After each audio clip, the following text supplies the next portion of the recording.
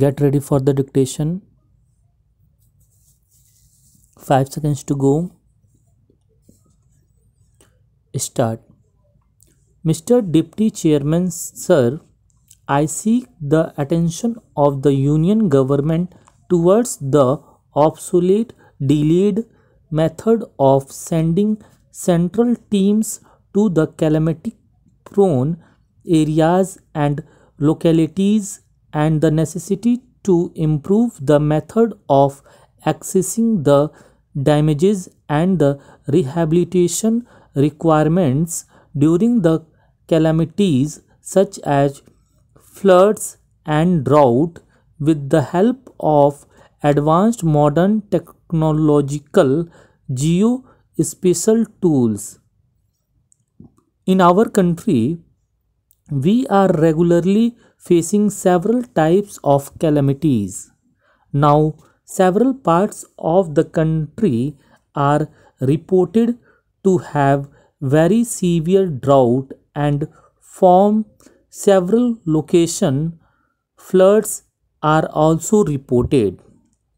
If the Union government is to send a central team even on a war footing, it will take minimum 3 months, and in the normal course it is taking 6 to 9 months to send a central team to have the assessment and to take note of the damages that have occurred, whereas there is every necessity to have the disaster management mode with the help of the satellite image and satellite mapping facilities.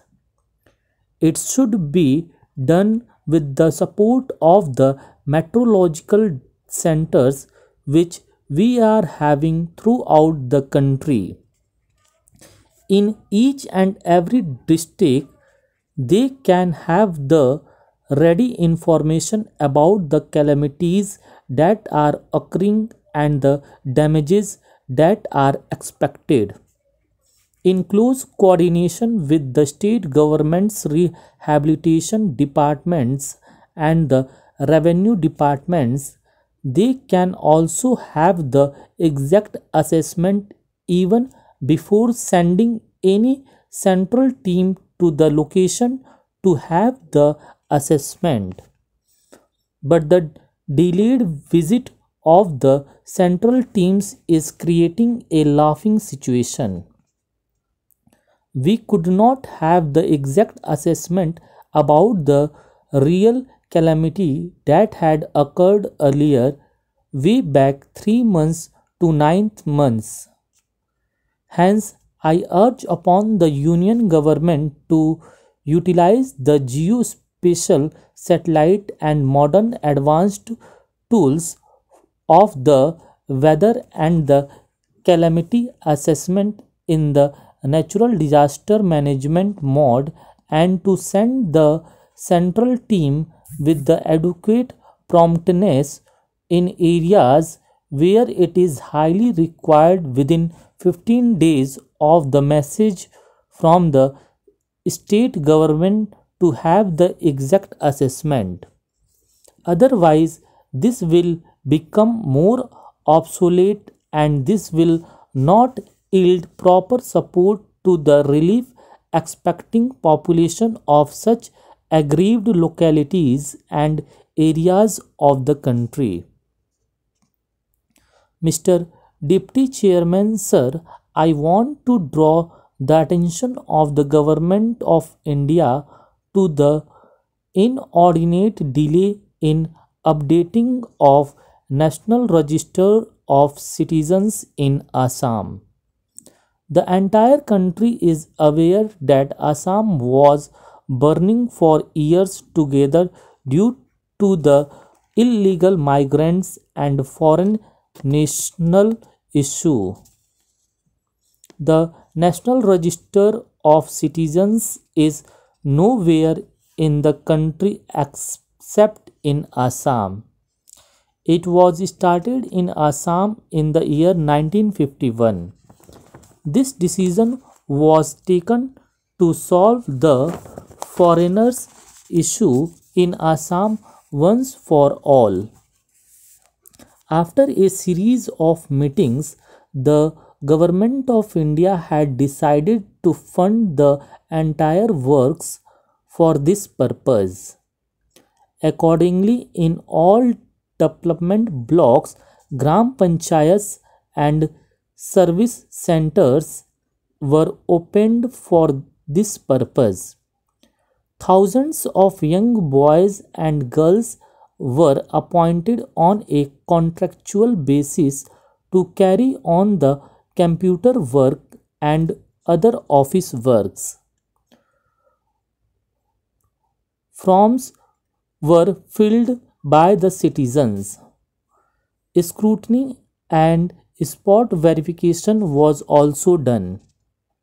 Legacy data was also verified. Now the draft publication has to be made. In 2014 general elections and assembly elections, the BJP had made it a major election issue. They have promised to update the said register in time and give Assam a correct voter list without the names of foreigners. But unfortunately, after the BJP government came to power in Assam and at the center, the work on this is being delayed.